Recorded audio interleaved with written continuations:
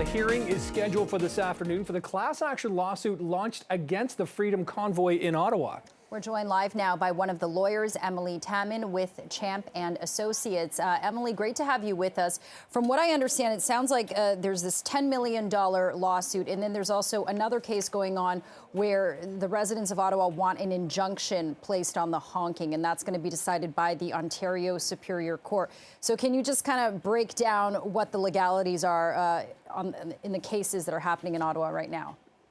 Absolutely. So we filed a proposed class action lawsuit on behalf of the representative plaintiff, in which we're seeking damages not only for the physical and emotional distress that residents in the core have been experiencing over these past days, but also punitive damages, given the high level of coordination and the very deliberate way in which horn honking has been deployed as a tactic for this protest.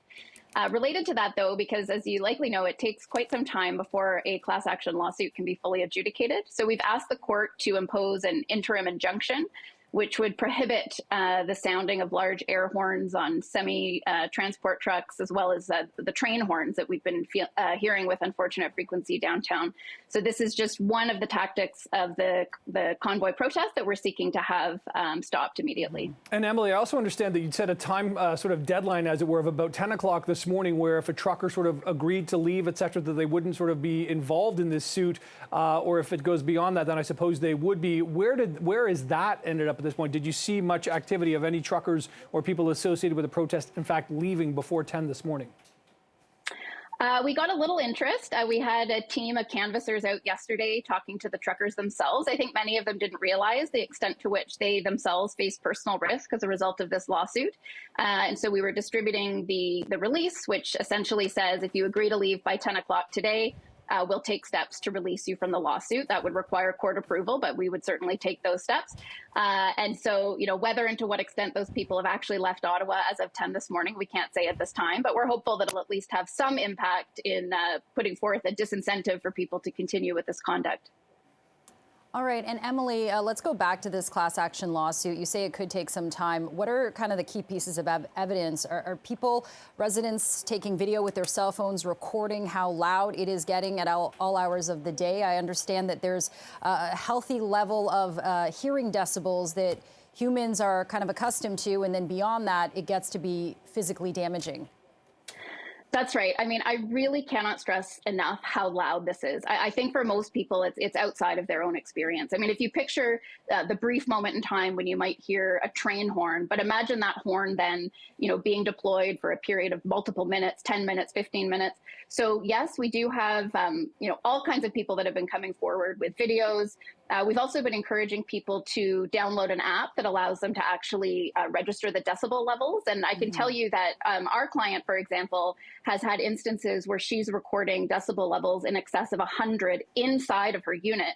And for a frame of reference, you know, a lawnmower, you know, would be under 90.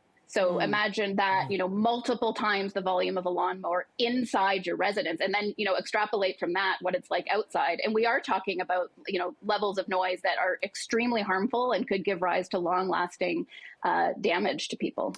Emile, is there any precedent on a case like this? Is there anything similar that's been sort of, you know, tried before, or a class action suit that's come before that's similar to this? I mean, there's certainly been class action lawsuits aimed at addressing what's known as private nuisance, and in fact, you know, within the context of excessive noise. Usually it's more in an industrial setting or residential neighborhoods that are adjacent to noise-producing industry.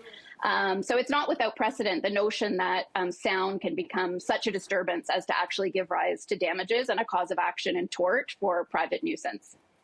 Okay, and Emile, going back to the case, what's the timeline right now? When does the court get to decide on something, and kind of paint us a picture of how things will play out and what exactly you're seeking in the class action lawsuit besides the what is it called? The injunction? Yeah, the injunction. Yeah, that's right. Sorry, I lost my train of thought No, there. that's okay. That's okay. So, as you can imagine, things are very dynamic over here because we only just filed the lawsuit on Friday. We've been inundated with messages of support and gratitude from residents. I'm sure you can understand. We've also received some less favorable comments through social media and our email. But this afternoon at 1 o'clock, we'll be back before the judge arguing in favor of the injunction. So that's really what we've been focused on over the course of the weekend, is preparing for that hearing. And given that this injunction is being sought on an emergency basis, our hope is that the judge will be in a position to rule relatively quickly. Whether we'll get a decision today or not, we can't say. And then after that, we'll be just taking steps. Really, the main first step in the class action is to certify the class. So that's to have a court recognize that, in fact, this isn't just an individual claim. But our hope would be that a court would agree that there's a sufficiently similar interest among all residents within a 6-block radius of Parliament Hill as to certify as a class action. And then the steps of litigation, which unfortunately are not always super fast, will start to unroll. Well, it'll definitely be something we'll be following closely. Emile Taman from Champ & Associates, thanks for joining us this afternoon and explaining more about this. We'll see how it goes at 1 o'clock today. Thank you. Thank you. Thanks so much. Take care.